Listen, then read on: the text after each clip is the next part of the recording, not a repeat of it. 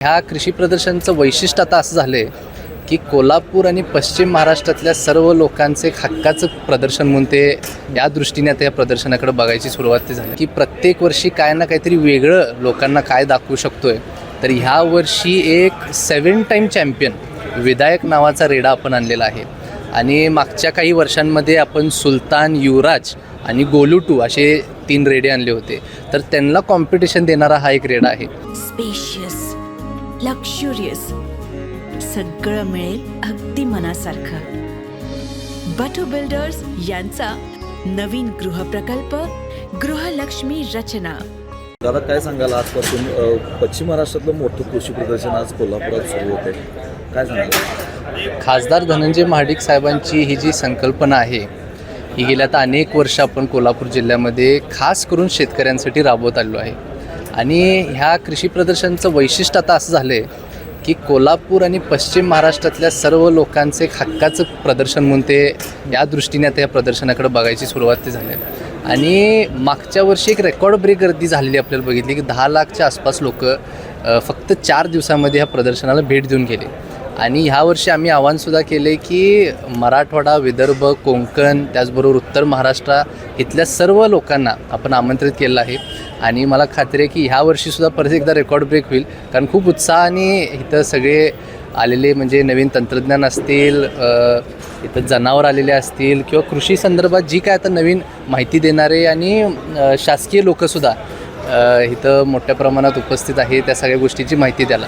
त्यामुळे यशस्वीपणे पार पडणार आहे आणि आम्ही सगळेजण फार उत्सुकता आहात. दादा, खरं तर प्रत्येक वर्षी भीमा कृषी प्रदर्शनाने एक वेगळं पण जपलं, एक वेगळं आकर्षण आणण्याचं असते. यावेळेला वेगळं आकर्षण काय असणार आहे? आपण अगदी बरोबर बोललात की प्रत्येक वर्षी काय ना काहीतरी वेगळं लोकांना काय दाखवू शकतोय. तर ह्या वर्षी एक 7 टाईम चॅम्पियन विधायक नावाचा रेडा आपण आणलेला आहे. आणि मागच्या काही वर्षांमध्ये आपण सुलतान, युवराज आणि गोलू असे 3 रेडे आणले होते. तर त्यांना कॉम्पिटिशन देणारा हा एक रेडा आहे. आणि हा आपण आणतो, हे आकर्षण आणतो एवढ्यासाठी कारण हरियाणा, पंजाब साईडला खूप मोठ्या प्रमाणात असल्या रेडांचं म्हणजे ब्रीडिंग होते आणि त्यांना ज्या पद्धतीने ठेवलं जाते म्हणजे मुलासारखी काळजी करतात.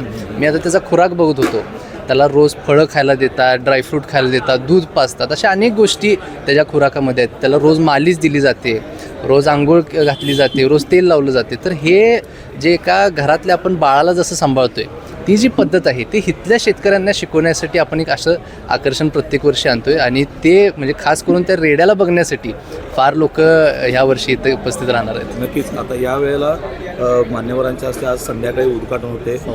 4 दिवस हे प्रदर्शन चालणार आहे. गेल्या वर्षी ज्या प्रदर्शनामध्ये सुमारे 18 कोटी रुपयांची उलाढाल झाली होती. यावेळेला काय वाटते तुम्हाला, किती? यावर्षी आम्हाला 100% खात्री आहे की मागच्या वर्षीचा रेकॉर्ड ब्रेक होईल, कारण इथं येणारी संख्याच आता एवढ्या मोठ्या प्रमाणात झाली आहे. आणि भलेही कृषी प्रदर्शन असेल परंतु इथं येणारा जो परिवारांचा वर्ग आहे तो सुद्धा मोठा आहे. म्हणजे आपल्याला महिला, लहान मुलं म्हणजे परिवार म्हणून ह्या प्रदर्शनाला काय म्हणतो आपण म्हणजे एक एन्जॉय करण्यासाठी सुद्धा भरपूर लोक येतात. कारण आपण ह्या साईडला सुद्धा बघितला तर भागीरथी महिला संस्थेमार्फत आपण फूड स्टॉलसुद्धा महिलांना मोफत उपलब्ध करून देतो आहे. आणि संपूर्ण जिल्ह्यामधनं वेगवेगळ्या बचत गट, वेगवेगळे महिला इथं येतात. तिथं त्यांचे घरात बनवलेले खाद्यपदार्थ असतील ते सर्वजण इथं सेल करण्यासाठी येतात. आणि म्हणून हे एक शेतकऱ्यांसाठी जरी बनवलं गेलं असेल, हे सर्व लोकांसाठी आहे आणि सगळ्यांनी येऊन ह्या कृषी प्रदर्शनाचा लाभ घ्यावा अशी सर्वांना विनंती करतो.